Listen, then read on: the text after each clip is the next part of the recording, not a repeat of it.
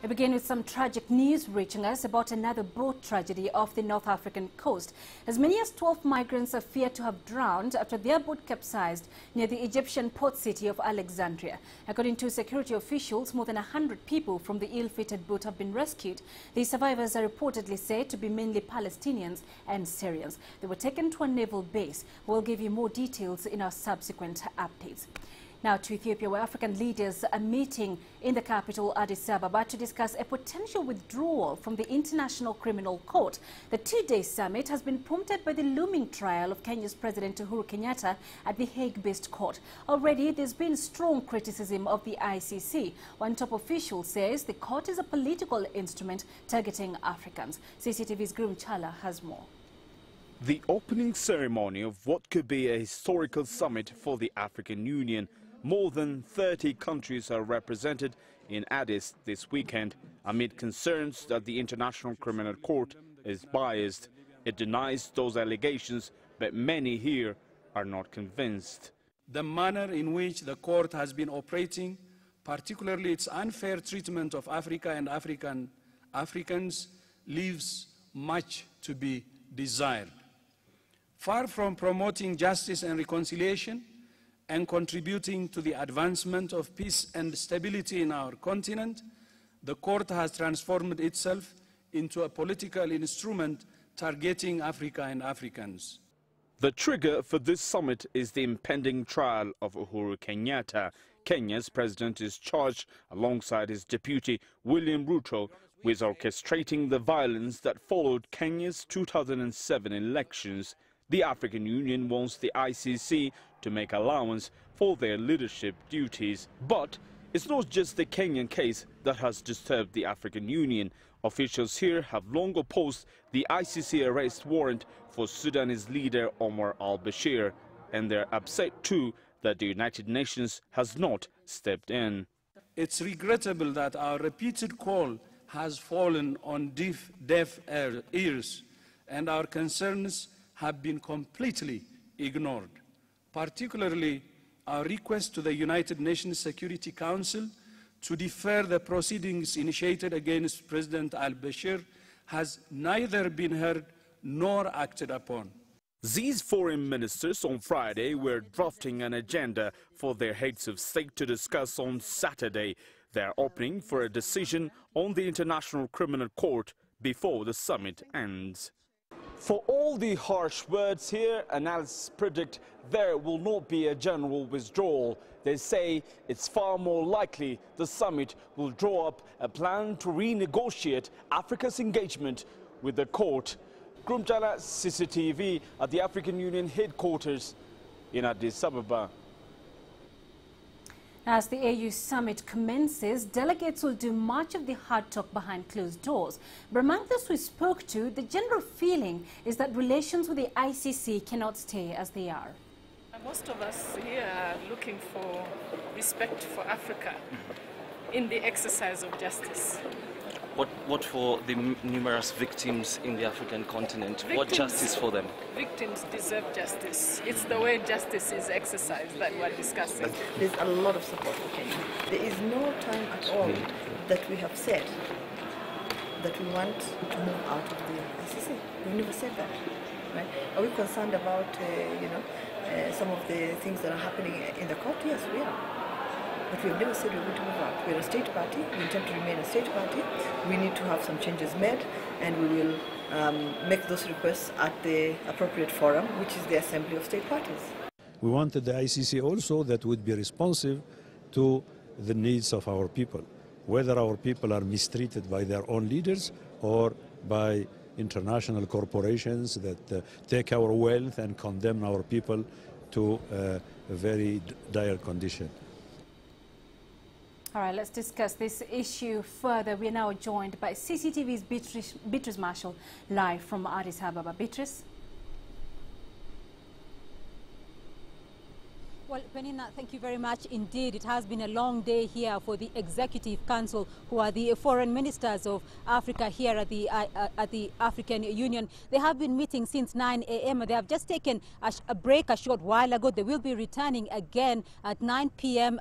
Ethiopian time, East African time, to further discuss the issues they have been debating during the day. Now, putting 3 issues here on the agenda as of this moment. One of them will be seeking further immunities or complete immunities for sitting African heads of states from prosecution at the International Criminal Court. They will also be asking for a reforming of the ICC, as well as seeking deferrals or referrals and taking their case before the UN Security Council. Now, they are saying that Africa has to speak and say it is enough from the ICC, and they want respect. But will they be getting that respect from the ICC, and what exactly are the positions being taken by the various leaders here at the African Union? Well, let's get more now from Dr. David Matsanga, who's been following events here. He's an African political analyst, and he's here at the African Union. Now, what is the expectations here at the African Union from the summit tomorrow?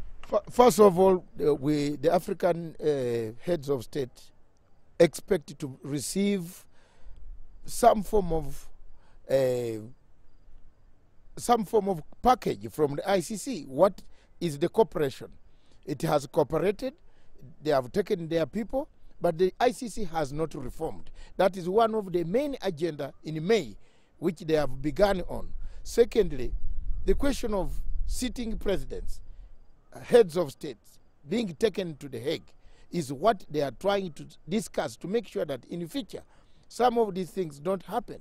If it is a sitting president, you have to wait until the term is over, and then you can come.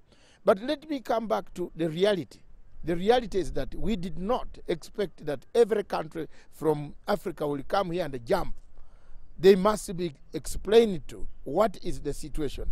The worrying situation on the Kenyan scenario is that most of the evidence in the Kenyan cases were shoddy, were not well collected, and that is why the whole of Africa is not very pleased with the ICC's collection of evidence, and that is why they are seeking reforms, which should actually, they are not saying ICC is bad, but they are saying, why is it that a court, their complaints, why doesn't the court come and put a panel to investigate about these complaints? All right, David, let me just ask you this, though. There was a perception that Africa was going to be seeking a pullout, a joint pullout for the continent from the ICC. But then it seems now that African countries are talking about reforming the ICC, talking about immunities for heads of state. Is there a softening of positions being taken here now? I think the positions are not softening. The position is not softening, only that it is changing, and they want something from the ICC. What is it that they want to get? What can ICC do now to reform its OTP? That is what people are saying. They are not saying that we wholesomely walk out. Another thing that I have seen which is coming out is that a riot act, they are reading a riot act to the ICC.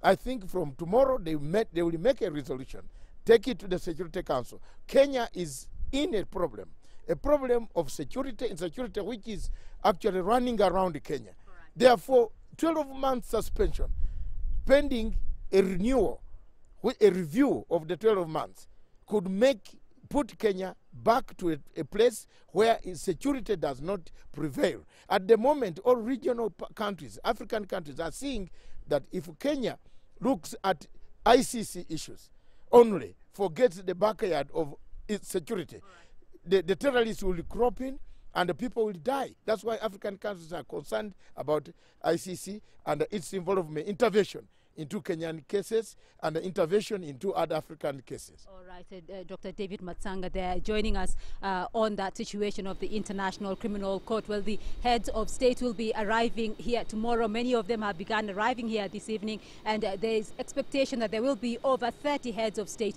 to discuss that relationship between Africa and the International Criminal Court. Penina? All right, Beatrice, some interesting developments there indeed. We'll be keeping tabs with you throughout this weekend so we can can get the latest from Addis Ababa, which is Marshall live there from the AU headquarters. Now, a proposal for African countries to pull out of the ICC seems to be gaining currency here. Some Africans feel the Hague-based tribunal is biased against the continent, which has the bulk of cases there, yet there are other cases of crimes against humanity being perpetrated elsewhere. The general feeling among some Africans is that the continent should come up with its own court to try African cases. Now we have Kenya, the president of Kenya, the vice, they are being tried at The Hague. You have al-Bashir, who refused to go there, but had been indicted. And you have quite a number of these African leaders who have been called to the ICC.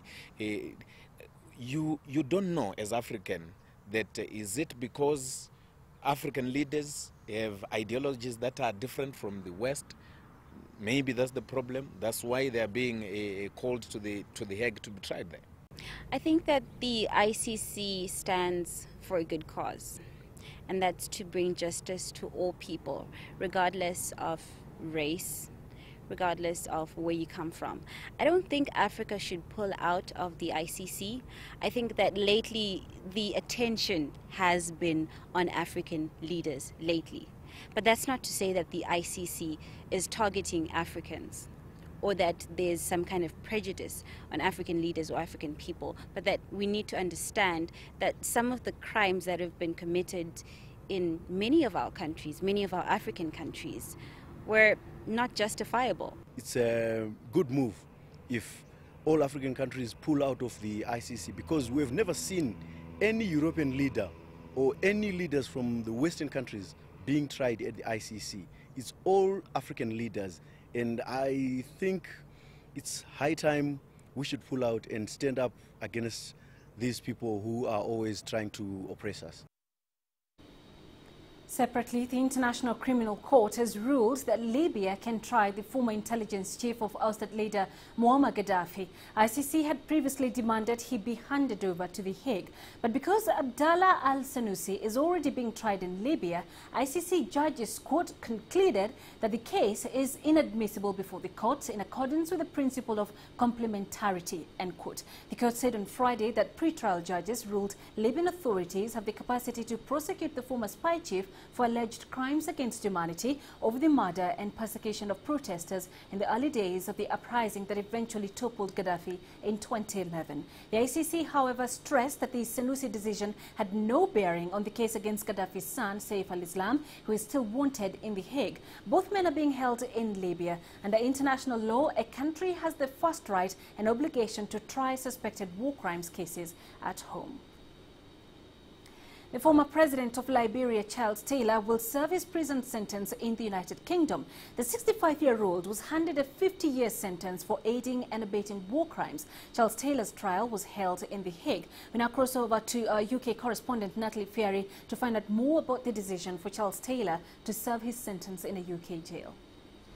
Well, other possible options had included Rwanda, Finland and Sweden. But Jeremy Wright, the Minister for Justice, confirmed that it is here in the UK where Charles Taylor will serve his prison sentence. Now, it was back in 2007 that Parliament passed an act to ensure that if convicted, he could be imprisoned here in the UK and the cost would be absorbed by the British government. The Justice Minister said that this had been essential for him to be able to stand trial in The Hague at the Special Court for Sierra Leone. Now, it's not confirmed yet in which prison Charles Taylor will serve his sentence, but it is believed to be likely that this will start off in Belmarsh Prison in the south of London. It's a high security prison because Charles Taylor is believed to have a network of supporters which could try to help him escape. But he won't be kept in solitary confinement because it is not likely that he will face attack by other prisoners. Now, Jeremy Wright, the Minister for Justice, said that this was a landmark moment for international justice and that it sent a strong signal to others who have committed atrocities and war crimes, that whatever their positions, they would face justice. Now, this is the first time a former head of state has been convicted at an international court for committing war crimes since the Second World War. Well, that's Natalie Ferry there in London. You're watching Africa Live. Let's take a break. Coming up. nobody will be arrested just based on rumor or smear campaign. But I will also not protect anybody. Malawian president talks tough on corruption as she sends the entire cabinet home. The Lampedusa boat tragedy claimed over 200 lives off the coast of Italy. Every year, thousands of Africans try to cross the Mediterranean to Europe in makeshift boats. Many never make it. Find out why this week in Talk Africa.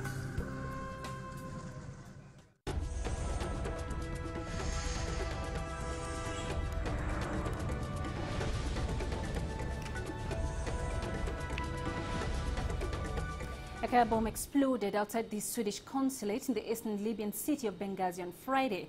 The front of the building and nearby houses were damaged, but no casualties were immediately reported.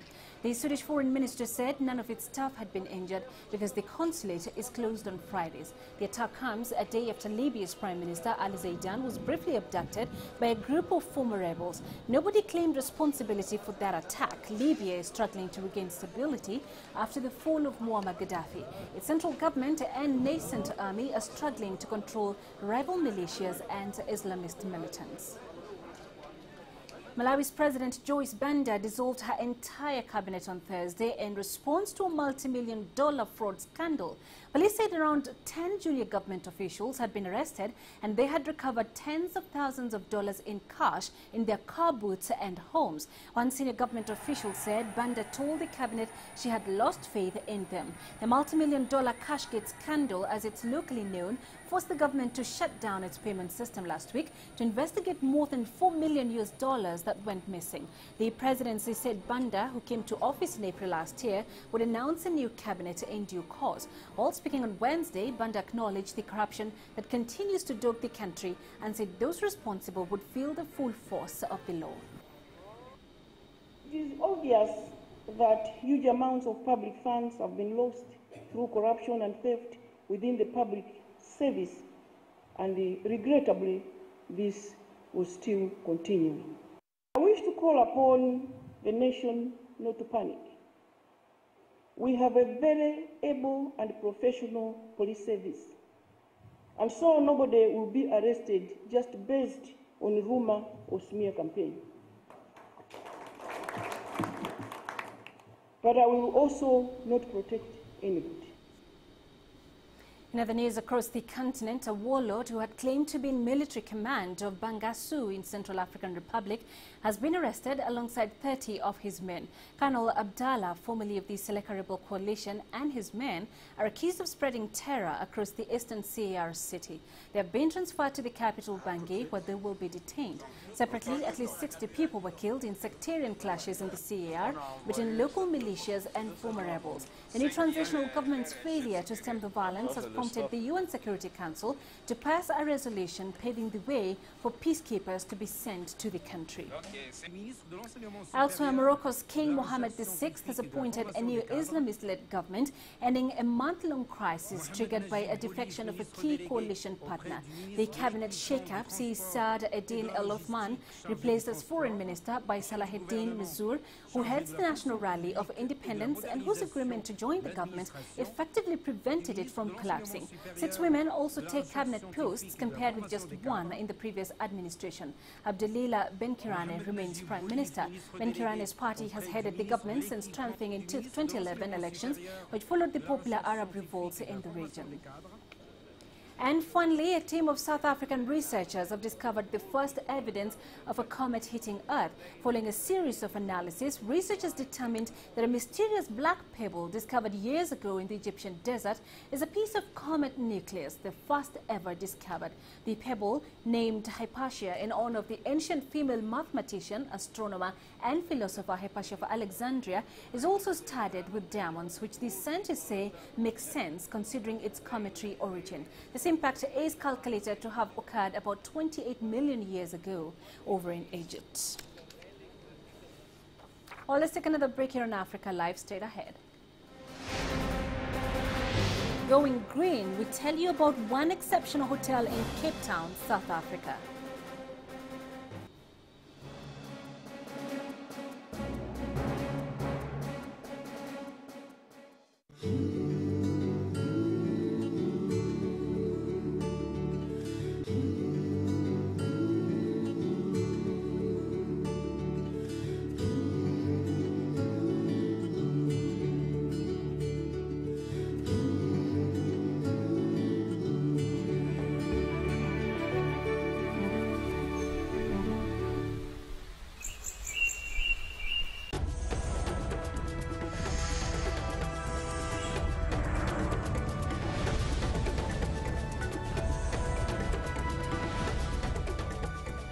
South Africa now, and the city of Cape Town has embarked on several ventures to cut its carbon footprint. But one hotel is leading the way. The Hotel Verde is being hailed as a marvel in sustainable living, and its guests are in for a few surprises. CCTV's Travis Andrews has more. Airports are often associated with heavy carbon emissions, yet less than 400 meters from Cape Town's busy airport is what's claimed to be Africa's greenest hotel. From the outside, there may be few clues. Step inside though, and it's a different story. The walls are alive with indigenous plants, as well as alien wood from a deforestation project. Wind turbines keep the lights on, and should you fancy a quick workout in the gym, this equipment feeds your expended energy directly into the power supply. From the minute this hotel was actually built, everything was planned to make it a green, sustainable hotel. The way the world's going at the moment, the only way that one can do is to work sustainably and to make sure that you have those measures in place. We have electricity that is going up, our resources are running out, and hence the decision to go sustainably and self-sufficient as far as possible. The hotel food is drawn from an aquaponic system, a sustainable system that combines a mini fish farm with vegetable production. The hotel's not just a lesson in green living, but a lesson in green building. We've implemented a host of sustainability initiatives: energy efficiency, water efficiency, waste reduction, the right materials, recycled content, rapidly renewable content. So basically what we've built here is a flagship, a benchmark, if you will.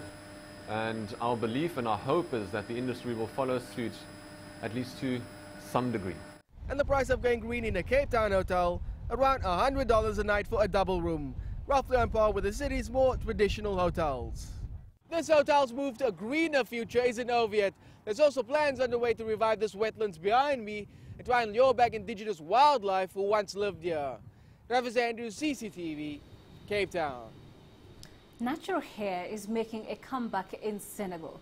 The recent Afro-Dakar meeting offered a platform for women turning their backs on chemical straightening and discuss all things hair, and their cause is gaining momentum. Clementine Logan has more. Finding salons that cater for natural hair isn't easy. Meetings like this one offer women a place to share hair care tips. The chemicals that Kumbele previously used to straighten her hair almost destroyed it. But she admits natural hair care isn't easy either. It's not for everyone. You have to really want it, like everything in this world, because it requires care.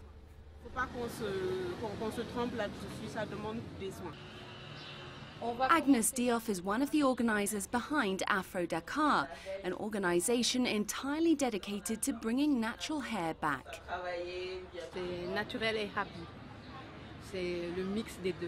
It's a mix of natural and happy. Natural hair is not a disaster, and people don't have to know how to comb it or take care of it. And I'd say for Senegal, the best definition is natural and happy. For many here, there's also a deeper link between a woman's pride in herself and having natural hair. I prefer natural hair now because I think it's more me than when I had straightened my hair. Before, smooth hair was considered the model of beauty, but after when I decided to really stop straightening my hair and to let it grow naturally, I saw another me, another Magouette. Bloggers like Marie-Grace Agboton are helping women learn how to care for their afros. She says the comeback of natural hair is symbolic. It's becoming a return of honor to the African woman. Many no longer feel obligated to have smooth hair in order to feel beautiful. We can have our hair and walk proudly down the street. While straightened hair still remains the norm in Senegal, these women hope that with a little encouragement and advice, more will go oh so naturel. Clementine Logan, CCTV. And a more upbeat story out of Egypt now. Moviegoers are massing in Alexandria for the city's International Film Festival. Organizers are determined that despite security worries, the show will go on. CCTV's Adel Mahri reports.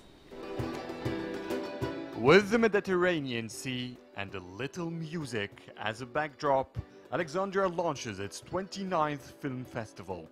Around 140 films have been entered for the festival. 27 European and Arabic countries are represented here. That's fewer than the usual. A reflection of Egypt's political turmoil, but Alexandria's governor says there is more to the festival than movies.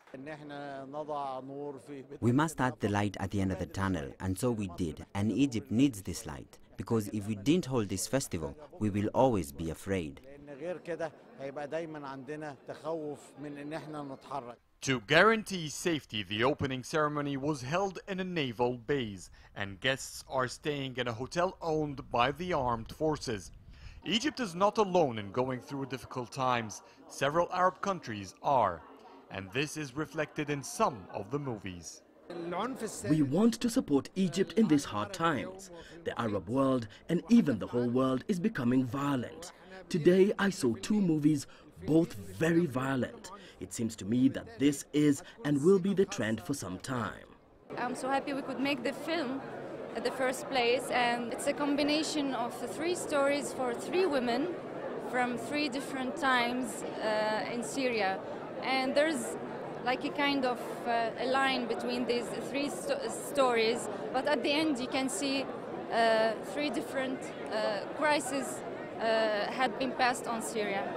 To some, the festival's significance outweighs any risks. It's my first time in this festival, and unfortunately it's the only festival in the Arabic countries, because there is no Cairo Film Festival, there is no Damascus Film Festival, and that's for me it is very important to see the Arabic movies, because it's maybe the only occasion. Not everyone, though, is impressed. The